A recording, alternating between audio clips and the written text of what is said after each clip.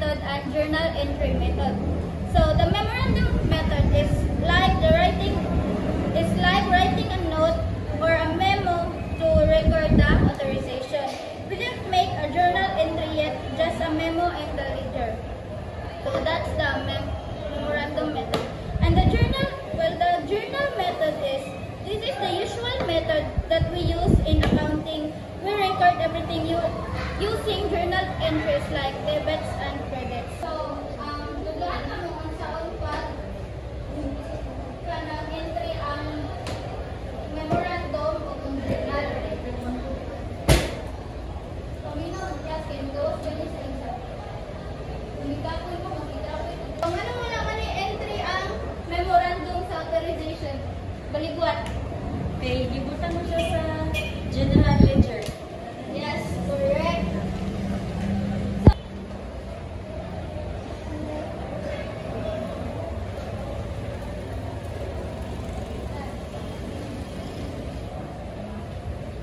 So, naani ang authorization.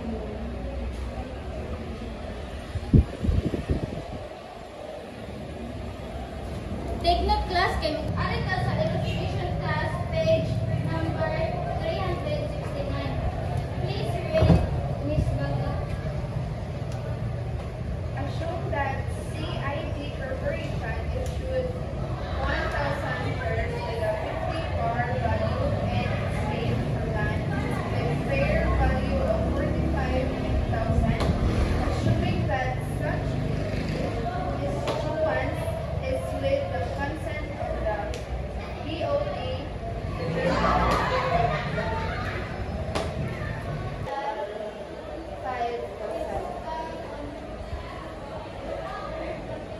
5,000. May ang debit. issuance of share capital with shareholders discount liability.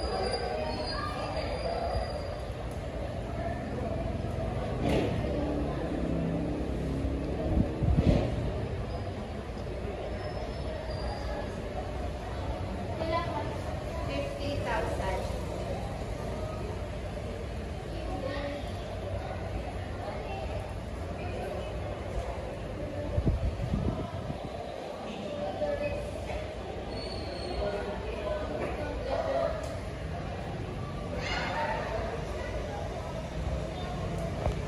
So, maani siya ang entry niya.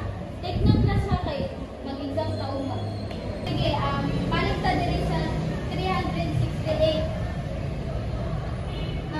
Ari sa illustration. Sige ko assume that 1,000 SMC. Maligwat. Please explain. Pwede ra So, kanisiya no, sa illustration na 368, assume that 1,000 SMC shares of stock at 100 par with fair market value of 130 are issued in exchange for ABC 2,500 equity shares with a fair market value of 50 per share. So, ang imuhang ikuha na ni kay, i-debit ani kay investment in stock na ABC katong 50 times 2,500 puto ang igawas kay 125 niyang imuhang share capital kay 100 naman aw kanang assume share of stock kay 1,000 niya at ang par niya kay 100 man moto 100,000 niya ang naadri sa investment in stock 125 so pila may wala to kanang sana nahabilin 25,000 mo to mabutang kag share premium o 25,000 niya issuance of share capital for ABC 2,500 equity share.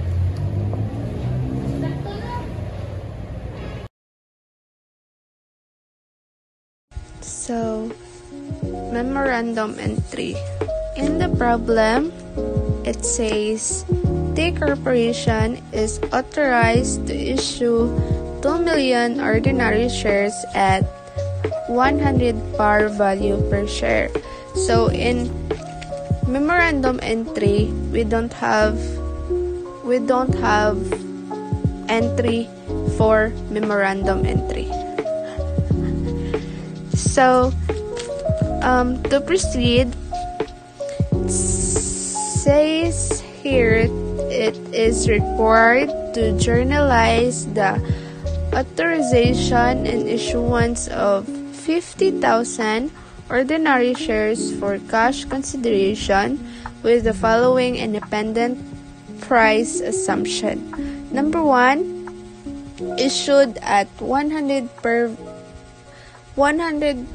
ordinary shares. So the entry would be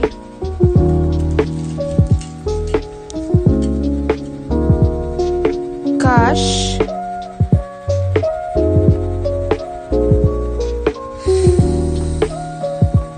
5 million and a credit of share capital 5 million.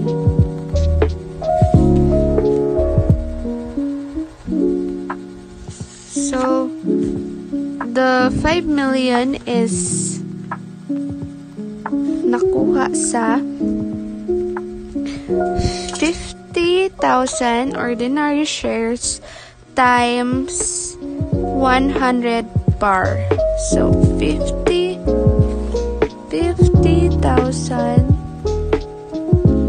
times 100 par equals to 5 million.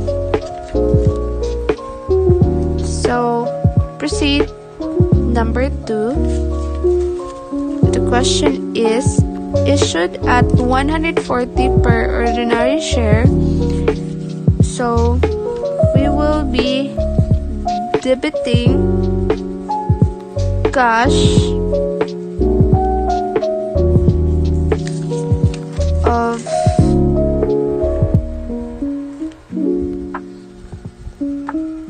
50,000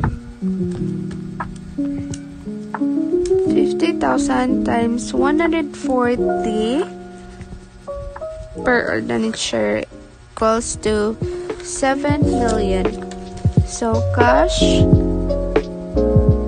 7 million and a credit of share capital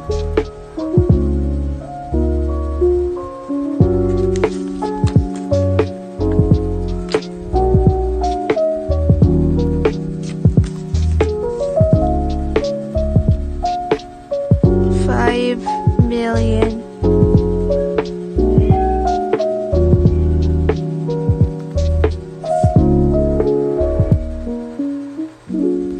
So share premium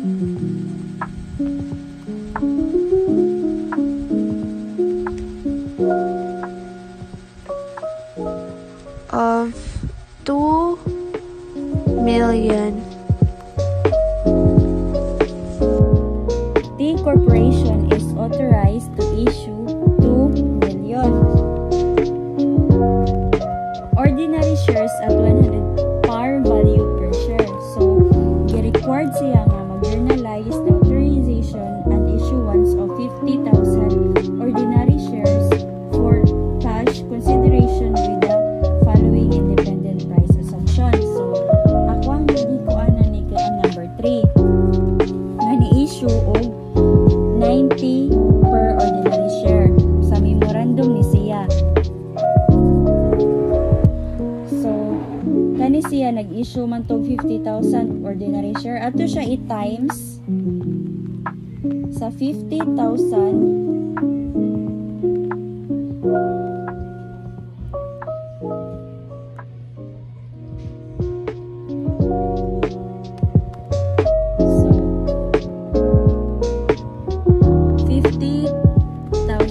times 90. So, nigawa siya og cash debit na 4 million 500,000. Dayon, mag-debit na po ta kay ang atong share capital kay 5 million ra ba. So mag-debit na po ta discount on share capital.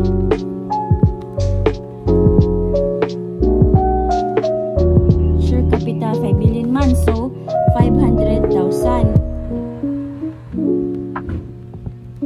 Kuanta ning discount on share capital kay yun man to nga if mo-arise ang company issue shares at a price lower than their par value, mo kuanta og kaning discount on share capital niya. This occur when investors are unwilling to pay the full par value for the shares. Maunang nagkuanta discount on share capital. Ya ato ang i-credit ana share capital na nga 5 million. Total na siya.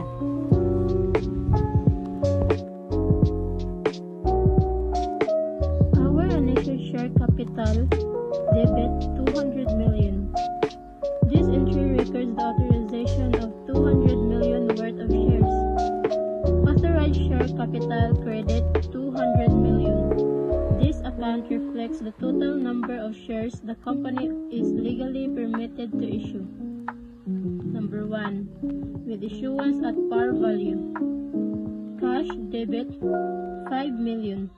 The company received 5 million in cash from the sale of shares. Initial share capital credit 5 million. This reduces the balance of initial shares because shares were sold. The credit amount equals the cash received, implying the shares were sold at their par value, or the stated value of a share. So, in this problem, T Corporation is authorized to issue 2 million ordinary shares at 100 per value per share. So, required the regionalized authorization and issuance of 50,000 ordinary shares for cash consideration with the following independent price assumptions. So, i-generalize na lang tani sa number 2.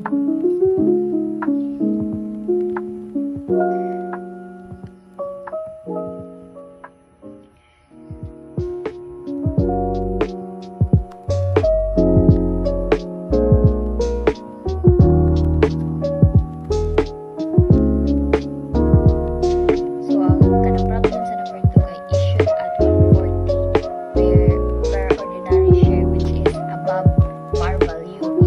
So, yan yun siya. Debit the cash, which is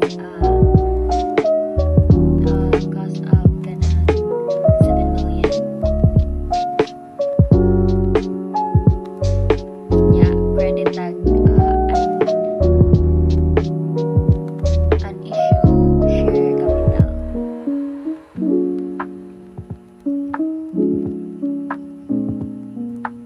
Which is 5 million.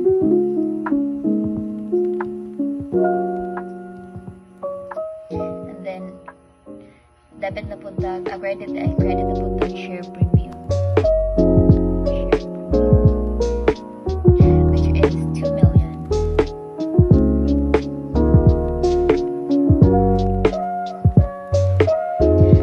So, diri, explain naman diri. So, dili nakita man yun na to ang kanang ordinary, kanang shares nila. So, in this case, mo ni ka kanang journal entry kay ibaligya man ang shares sa presyo nga mas higher kaysa par value. So here's my assignment law. As you can see, I have a question here in the problem, and I will answer this in a journal entry method. So issued at 90 per ordinary share below par value journal entry.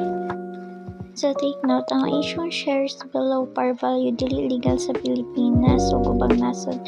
Mahal kay par value mo ang minimum price na pwede ibaligyan shares. Pero kung hypothetical lang yung case, pang illustration lang. So si Juan C. na kay cash ang 4,500,000 discount on share capital 500,000 and unissued share capital is 5 million.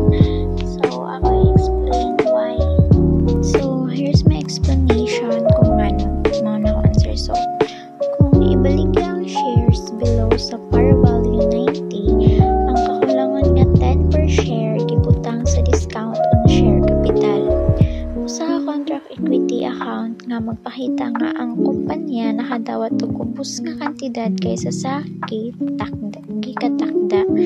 So importante sa tinuod nga accounting practice sa Pilipinas, dili pwede mo issue below par kay ang par value mo ang legal nga minimum selling price sa shares. So that's all.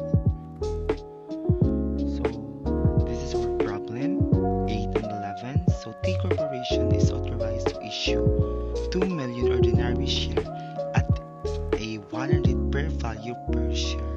So before we dive into our problem and to answer that is that so nasa din siya ang authorized share capital. So authorized share capital is when a corporation is created. It is allowed by law and it is articles of incorporation to issue a maximum number of share. So that is authorized share capital. So in this problem is that the authorized number of share is 2 million and the par value is 100 per share each.